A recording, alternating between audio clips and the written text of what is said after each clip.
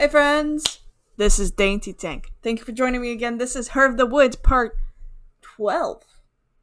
12. We are part 12. I am using the new recording software. Hopefully you like it. We are picking up exactly where we left off because I just went straight into the next recording. If you haven't seen it, poke the Totoro. Get that iCard area and watch this thing. Why are you behind? Catch up. Be with the cool kids. Am I cool? I hope I'm cool. Existential crisis. No, it's fine. You know why? Because we're playing, and this is fun. So, last time, we had a heartwarming scene with Morgan finally, letting go and letting everything out. And the actual words, I love you, being exchanged, which I thought would pop up earlier, but it's okay. I think that's very cute. And then we came across, we were following Maddie and Abigail, and I thought we were going to deal with the crisis with the tree, but instead we were dealing with a different crisis with fairies. And the fairy queen. So, yeah. They just left. The fairies just left, and now Abigail was about to check in with Morgan. Sorry, Abigail was about to check in with Maddie. Words.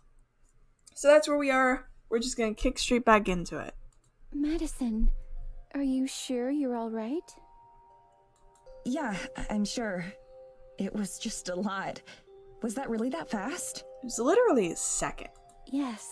They touched your face and then a moment later you gasped. That's insane. It felt like a long time. Like years had passed.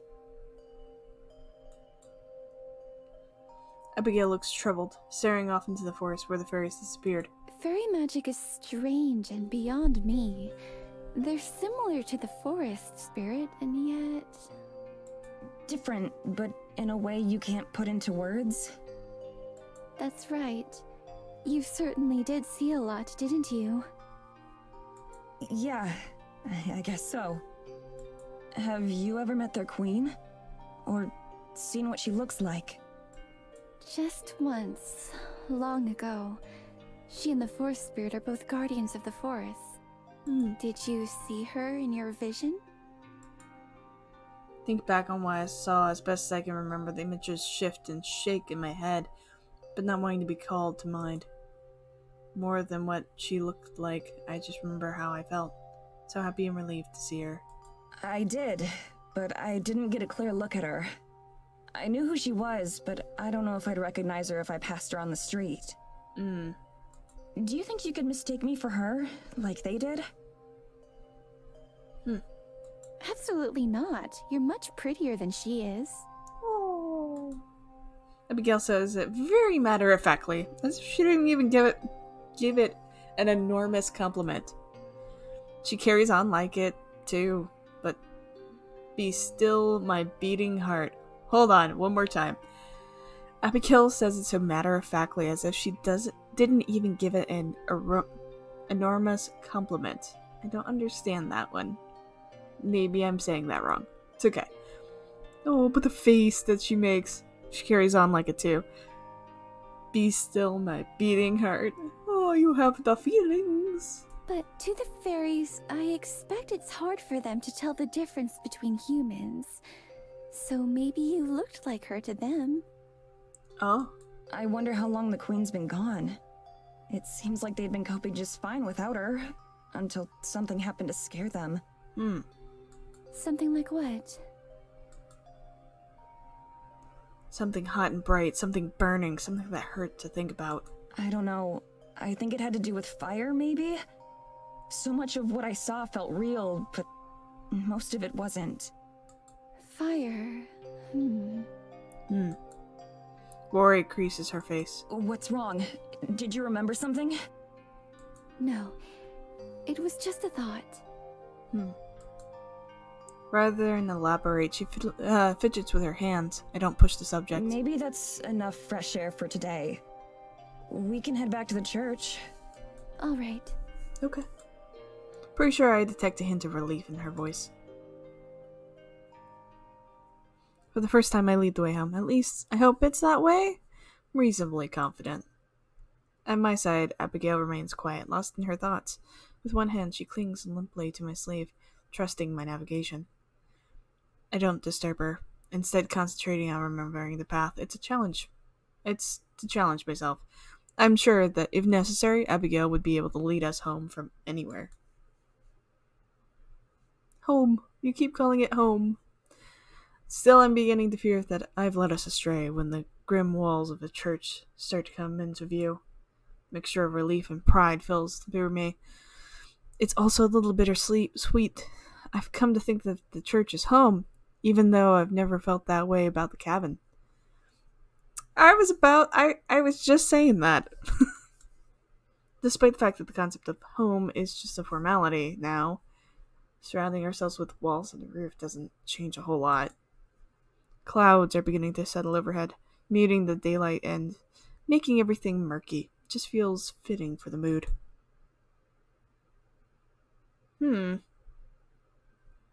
Abigail speeds up a bit as we reach the doors, and she's the first one inside. She sits down on one of the benches, fatigued. Mind if I join you? Gesture at the open spot beside her. Please do. Aww. Wordlessly, she rests her head against my shoulder. Headache still? She nods. I'm afraid so. Our encounter there sure didn't help. No, not really. I'm sure. They give a headache of sorts, too. They gave me a headache of sorts, too. More of a notion that I can't get out of my head. Fairy's outstanding offer sits with me. It's hard as I try. I can't fully push the idea away. If there isn't any other way out of this, then maybe being a fairy queen would be preferable than just being a normal ghost, as long as I can still have Abigail with me. That's a last resort, though, because for as long as I can, I have to hold out hope that things can just go back to normal, that Tara and I can leave Einsfeld the way we arrived, and that we can take Abigail with us. Beside me, Abigail shifts her head just a little. I'm sorry. Am I bothering you like this? Not at all. No, it's really cute, actually. I wonder if she's close enough to hear my heart beating. Maybe it can't always be like this, but just for now, it's alright. Although it's been a couple of days since we met the fairies and they made their offer, I haven't been able to get it out of my head. The visions themselves are just lush by now, with the memories of them having eroded into non-existence. But the feelings remain. The feeling of belonging and of freedom. There's something I can't get out of my head, though, and it's sitting right beside me. Maddison! Here they come! Sure enough, a mother deer and her fawn come traipsing out of the bushes, and no doubt on their way to have a drink. Starlight and waxing moon make them look like ghosts at first, barely visible in the dusk. Upon entering the clearing, they see us and both freeze. Abigail smiles encouragingly, reaching out a hand towards it. After a moment's hesitation, the fawn takes one tentative step towards us, then another, and another. God, that's a beautiful scene behind her. This one's name is Alma. Alma! Hello, Alma. Oh! I greeted the same way I would greet my friend's dog or cat. Deciding we're not a threat, the mother deer goes on to the pond, but the baby one creeps even closer. Abigail never moves towards it, never pushing too far. Then it nuzzles her hand, leaning into a soft, scratching motion of her fingers. Is this the deer that was watching you sing the other day? Most likely. Alma's a little bit shy, and sometimes prefers to keep her space. Oh. You know this deer pretty well, huh? Yep. Abigail's pet deer. Of course. We're very good friends. Oh. To demonstrate, she strokes Alma's tawny neck. She doesn't even have to sit up to do it, since the fawn's face is just about the level of her shoulders from where we're sitting on the ground. Alma closes her eyes, clearly enjoying the attention. Would you like to pet her? I'm certain she'd let you. Sure. Yeah?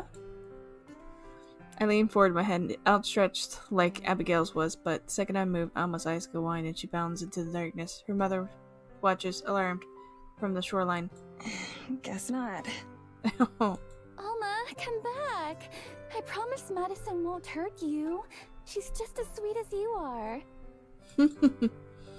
I'm glad for the darkness that she can't see me blush. While she's not looking, I scoot a little bit closer to Abigail.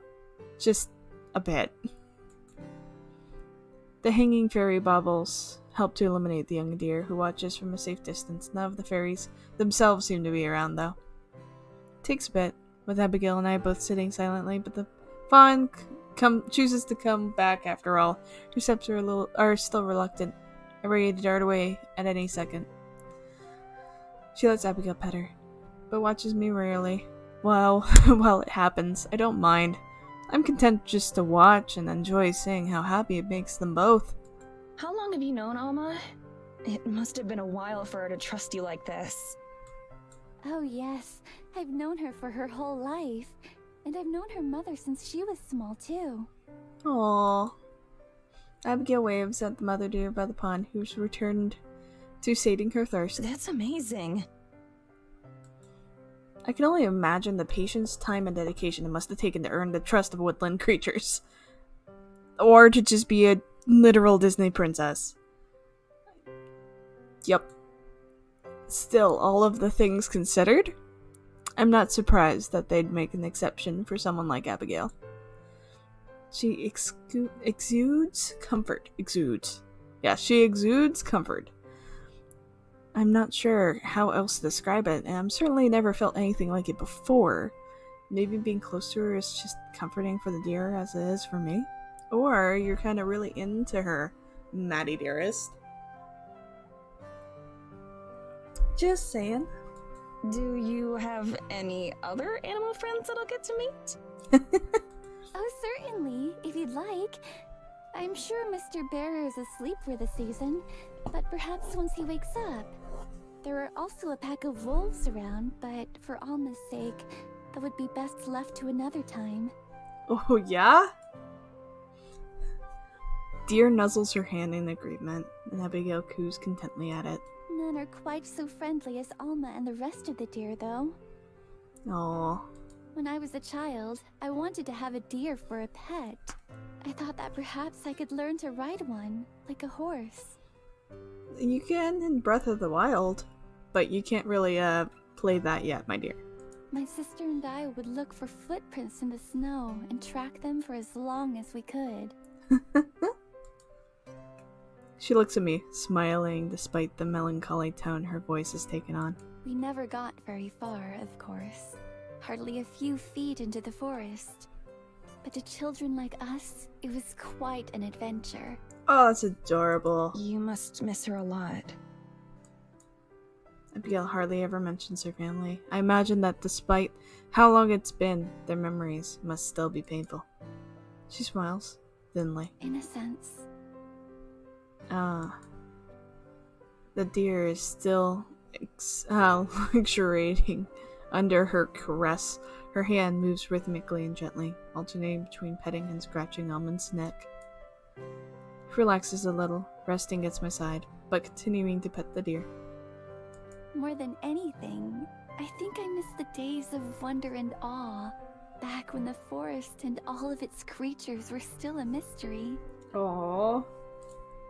Up! Wrong click. Sometimes I wish it could be like that again. That it could be unknown. Unknown. You wish that you hadn't met them? No, not at all. At least, not given the circumstances. I'm quite grateful for the companionship they've given me. For so many years, they've been one of the few sources of company that I've had. Aww.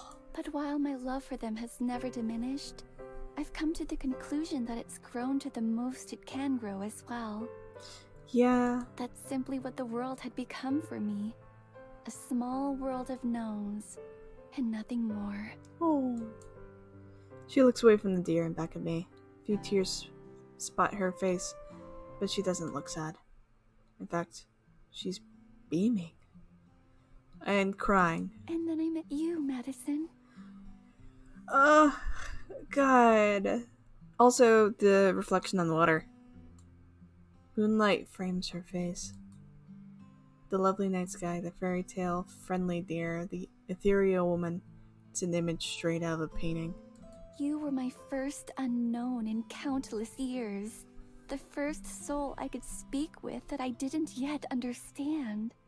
And what a wonderful unknown you turned out to be. Uh-huh. I'm frozen again. I've never had anyone say anything that sweet to me. How am I supposed to respond to something like that? I try to calm my heart as it hammers in my chest. Looking at her soft expression only serves to accelerate its rhythm.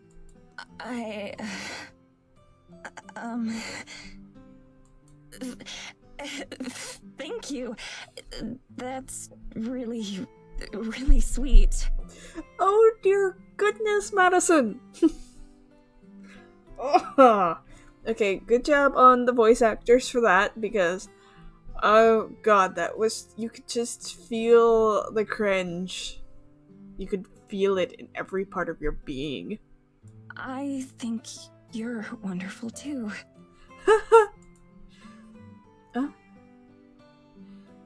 Her free hand darts out to grab mine before I had a chance to react as her eyes widened even more, nearly startling the deer away. Do you really mean that, Maddison?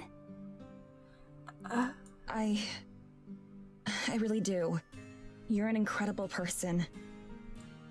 I can't imagine having to go through what you've been through without losing any sort of capacity for joy. But here you are, still so full of energy and positivity. Oh. I hope that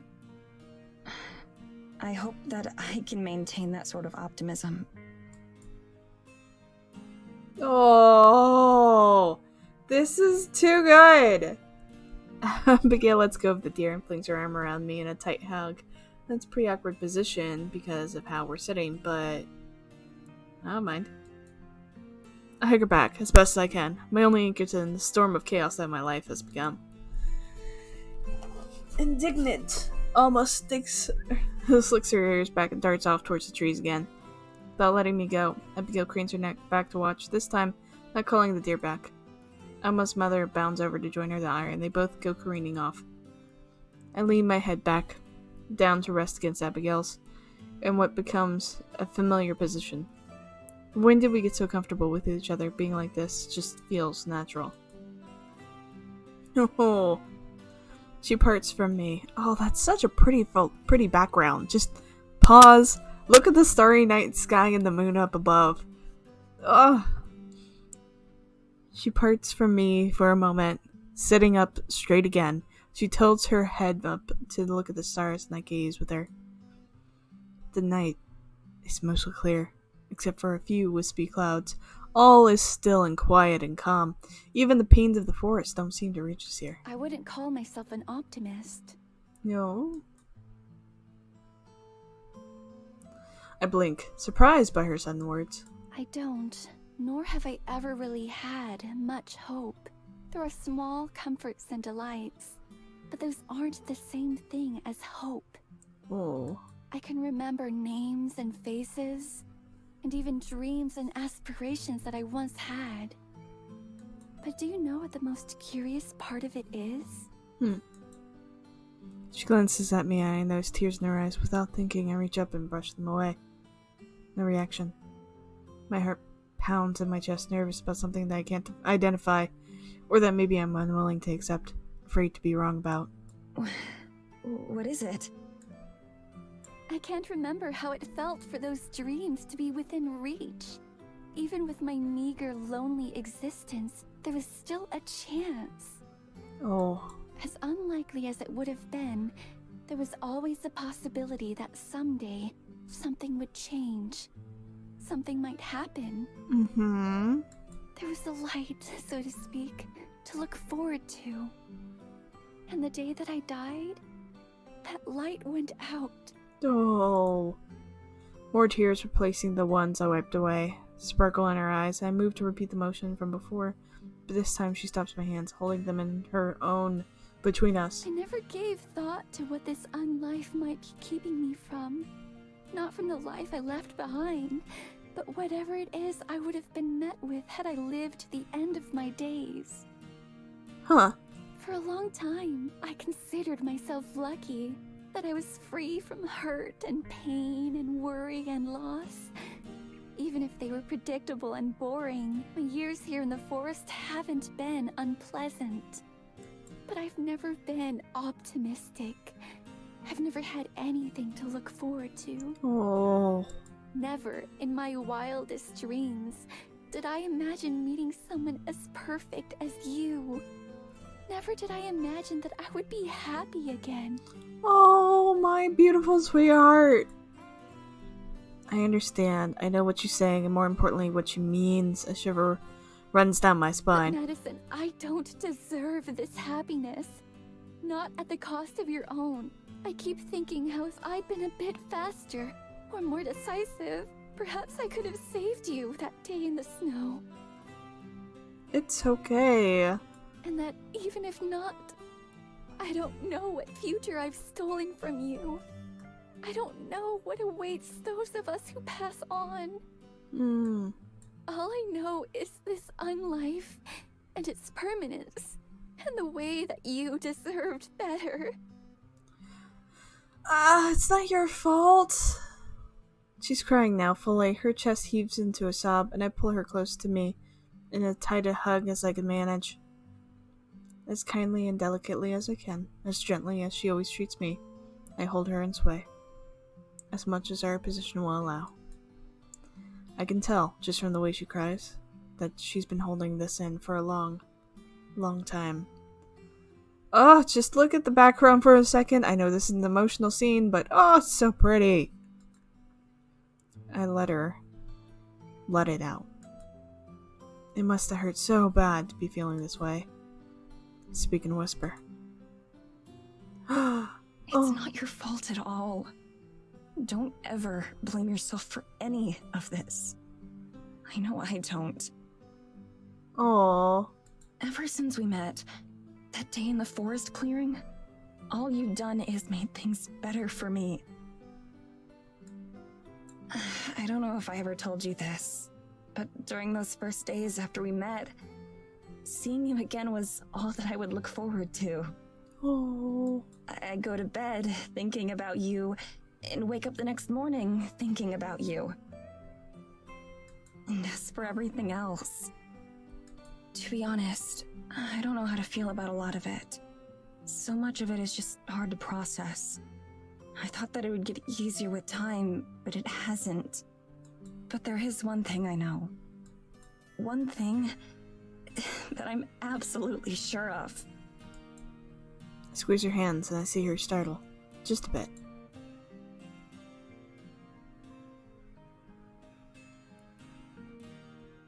No matter what I'm missing out on, sure, I'd rather be here with you.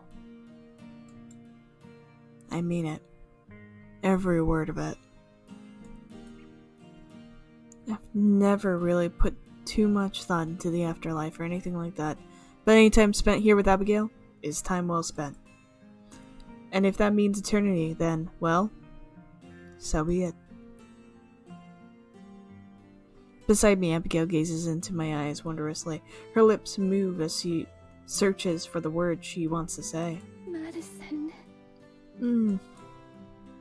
She shifts so that the starlight caresses her face, perfect, and yet not nearly as luminous as she is. May I kiss you?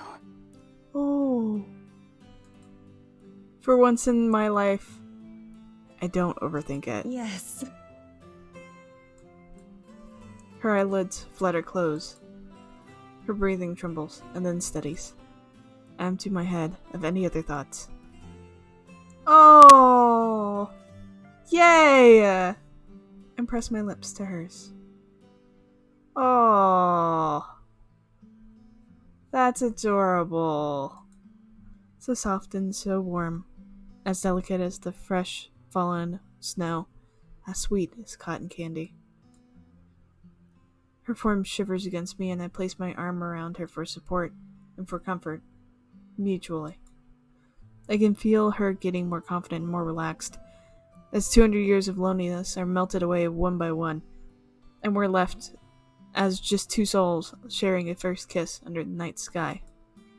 It feels so right that after we've been through so much sadness and loss, that we're now able to share this moment of joy. Not just share it, but be able to offer it to each other. It's our light at the end of the tunnel. Oh, when we finally part, my lips feel electrified. She regards me with a coy expression, but happy one. That was even more wonderful than the many times I had imagined it. Oh. I hope it was worth the wait. Oh my god, the awkwardness of Maddie. I'd wait another 200 years if it was the only way I'd get to kiss you again. I promise. You won't have to. To prove it, I lean forward and give her another quick peck on her lips. Abigail leans against my side yet again. We've done this several times before, but it's never felt like this before. It's never felt this right. Everything feels a little bit brighter now. Yay! Our next day passes blissfully. We wander the forest, seeing all our favorite spots. The comfort of our new relationship makes the time we spend together even more joyful. Everything is prettier when I'm seeing it with Abigail beside me. And of course, as has become our tradition, we end up back at our mystical fairy grove. We settle into our favorite spots by the shore and the perfect view of the pond. As much as I love films, I've never been a big fan of romantic scenes.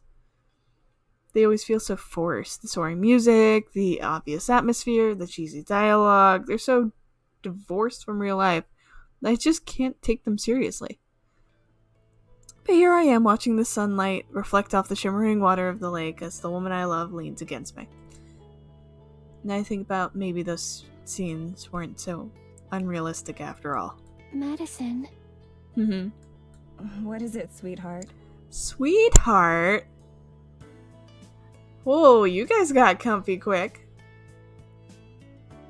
Sweet there. Okay, so you got surprised by your own sweetheart. I don't use pet names. It's not like me at all. But with her, I feel like it fits.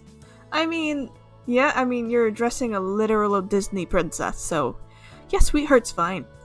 I know that I've said this before, and will probably say it many times in the future, but today and yesterday have been some of the happiest days of my life. Aww. Mine too.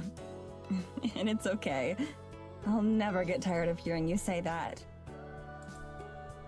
She smiles at me as soft as ever, and hidden in her expression and in the tone of voice I can detect a tinge of sadness. I touch her face, rubbing my thumb against her cheek. She closes her eyes and leans into the motion. Are you feeling okay? Of course. Why wouldn't I be? I don't know. You just looked a bit sad. Maybe it was my imagination. I have to expect her to deny it, but instead she nods. You do know how to read me, don't you? I do. What's wrong? You can tell me anything, I promise. Only if you want to talk about it, of course. Communication! Oh, she pushes closer to me in response, resting her head against my chest. This day is so lovely. I don't want to say anything that could spoil it. But you don't have to worry about that, Abigail. I love you, and that means I want to be here for you no matter what.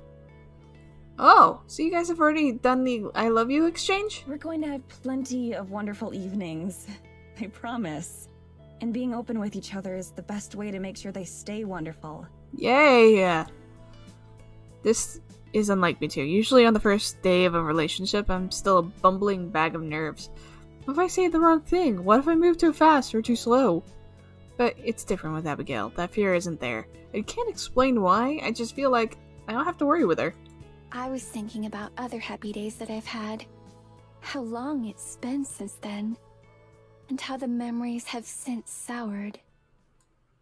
How much have I told you about my sister? Only that you used to go into the forest tracking deers with her. Not much. You mentioned that the two of you were close, and that you spent a lot of time in the woods together, but that's it. We weren't just close. Helena and I were inseparable. Whenever anything went wrong, she would always be there to protect me. She swore that that would never change. But fate had other plans for the two of us. She trails off. Every other time she's mentioned her sister, it's only in passing. Her story last night about tracking deer is the only solid detail I have about her. At first I expect her to stay quiet like before, but instead, she keeps talking. For as long as it's existed, Eisenfeld has had a curse, you could call it. A terrible monster who would destroy the village if given the chance. To appease its terrible rage, we would offer a sacrifice to it. Every generation, a new offering would be chosen. But it didn't just want flesh. The head priest would take the sacrifice into the forest to be offered to the horrible spirit. The sacrifice's soul and the head priest's body would both be consumed. Then, the new head priest would emerge, having taken the form of the poor sacrificed victim. It was a painful reminder of those we had lost.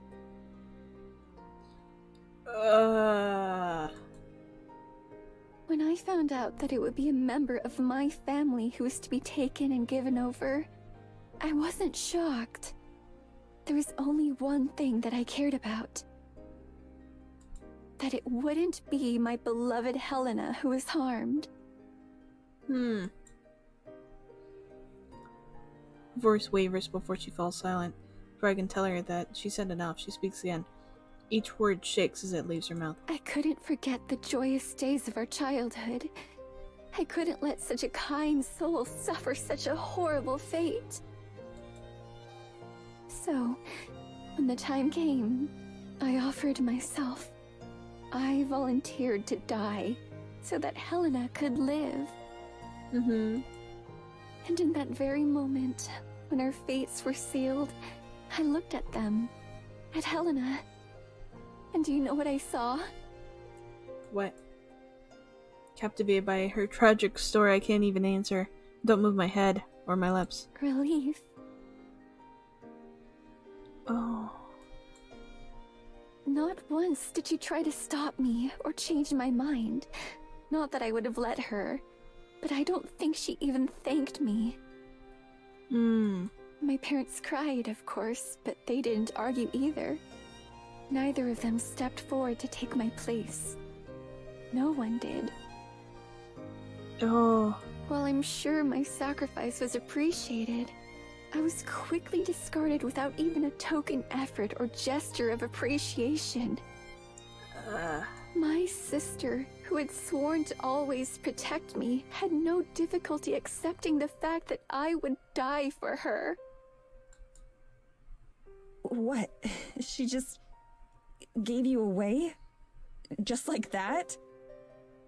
If death looms over you for long enough, it corrupts everything. Even love.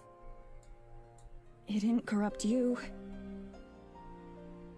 Perhaps. Though I believe that that's why I'm still here today. What do you mean? The first step of the ritual involves separating the sacrifice's body from its soul. From what she told me, as she did it, those poor victims usually try to resist, begging for someone else to be taken. And when their souls are ripped away, they're too damaged to carry on. Oh, this is also very terrifying. Look at all that. Ugh.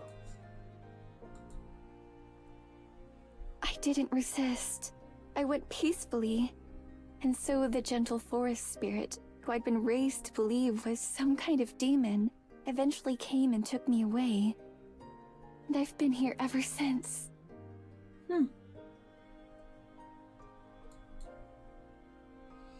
Her words carry a sense of finality, not knowing what else to do. And still stunned by her story, I simply lean closer to her and pull her into an embrace. I had the impression and the theory that she was perhaps basically his ancestor to Morgan and was taken over by Evelyn at some point, or the evil that's within Evelyn. But just hearing it in story form, so much more impactful.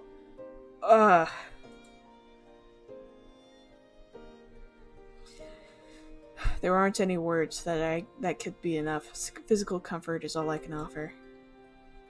To my surprise, though, she finally pulls away from me, and she looks happier than before. Just like I did earlier, she touches my cheek gently and then leans in for a kiss. Thank you for listening.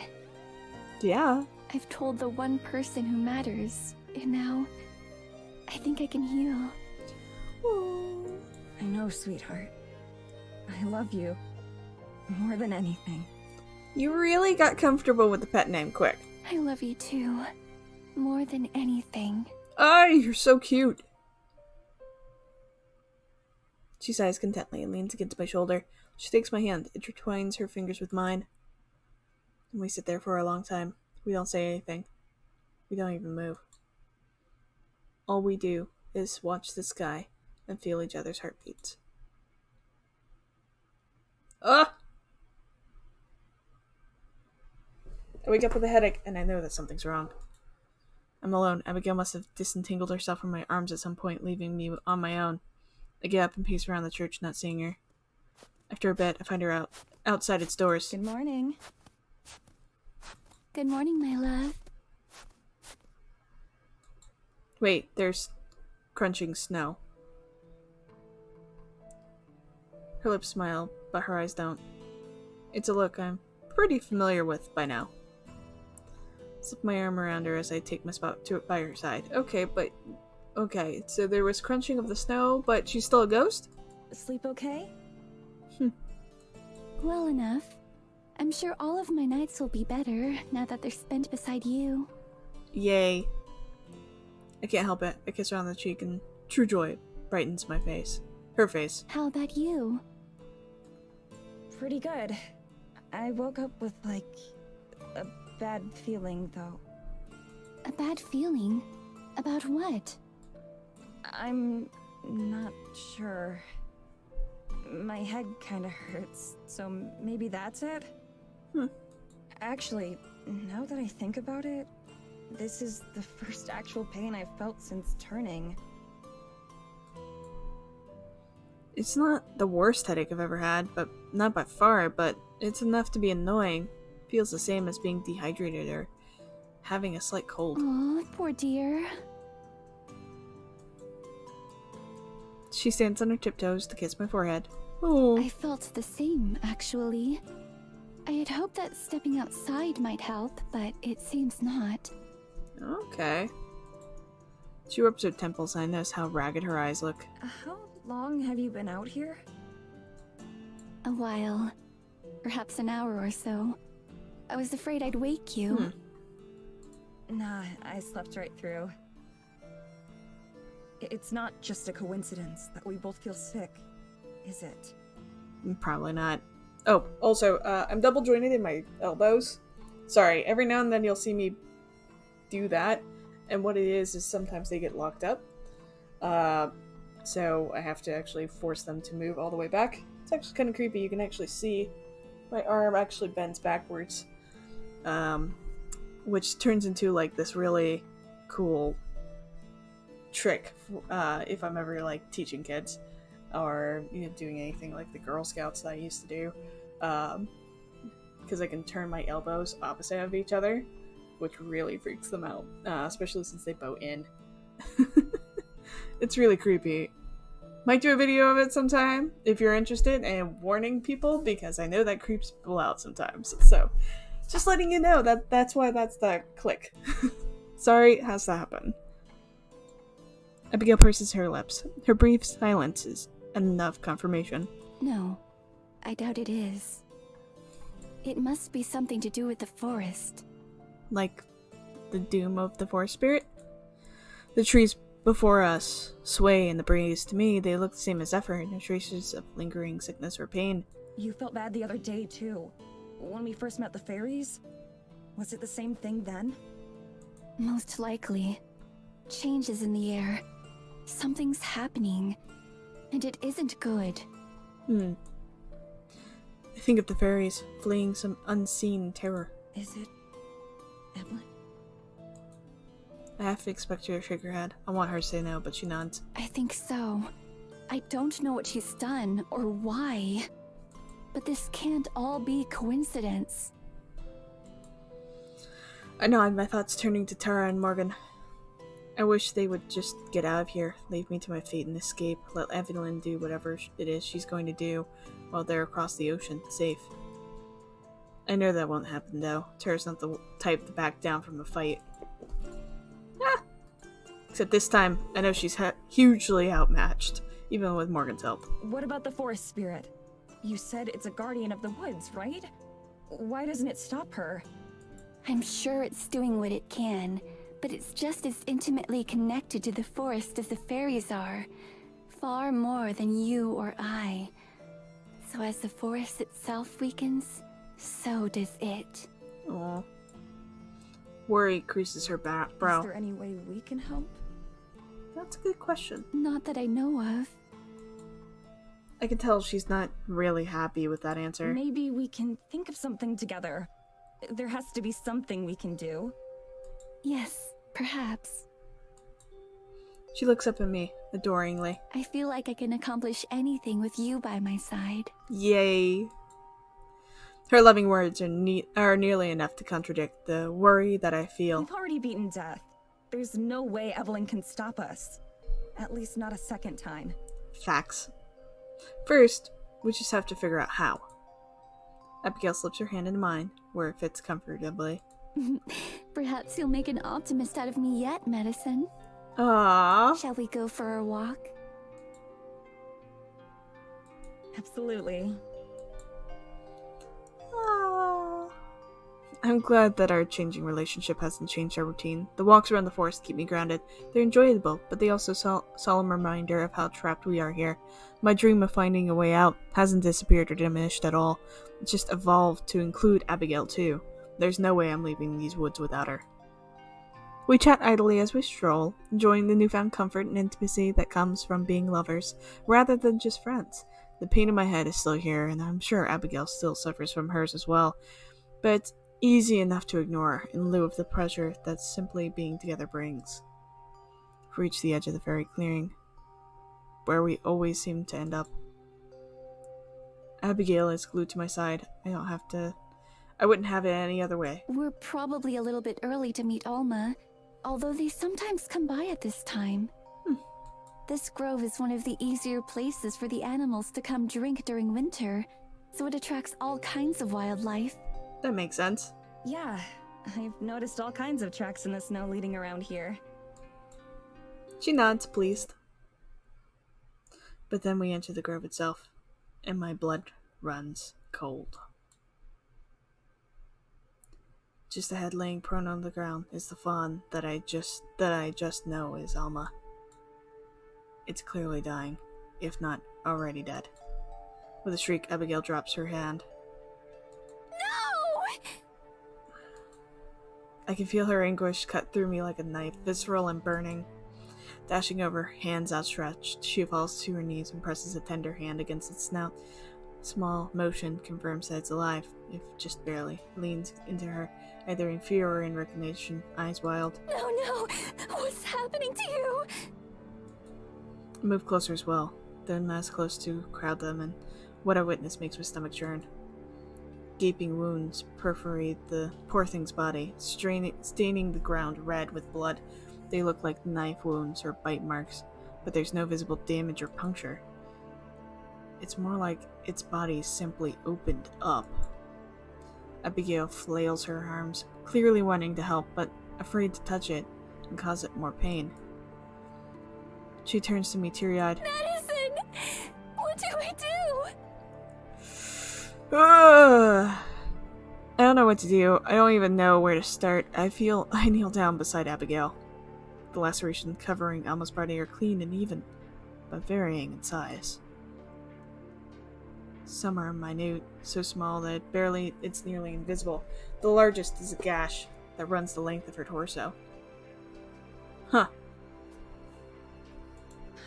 How does this even happen? Yeah, I don't know. Through the choking sobs, Abigail manages to answer. Magic! These are not normal injuries. Ugh. It's the forest. The forest is sicker than I thought. Oh no. And all of its children are hurting for it too. So we get headaches, while Alma gets this. I shudder. Is it random? Could have just easily been one of us laying here, bleeding out. Maybe our ghostliness is more than a blessing than I thought, just in this case, that without it, we wouldn't be affected by the forest stillness at all. Leaning over, I gently stroke the deer's head. Its breathing is restless and agonized, but it seems to register my presence. My thumb brushes against the wound that I don't realize, and I jerk my hand back, while Alma groans in pain. I'm sorry! Deer's blood is viscous, unnaturally so, and slick like motor oil. It sticks to my fingers, stretching and webbing out. It's neither warm nor cold. It's unnervingly neutral. I try to rub it off in the snow, but my fingers pass through the ice and dirt, of course. My hand trembles with disgusting feeling that it'll never be clean again.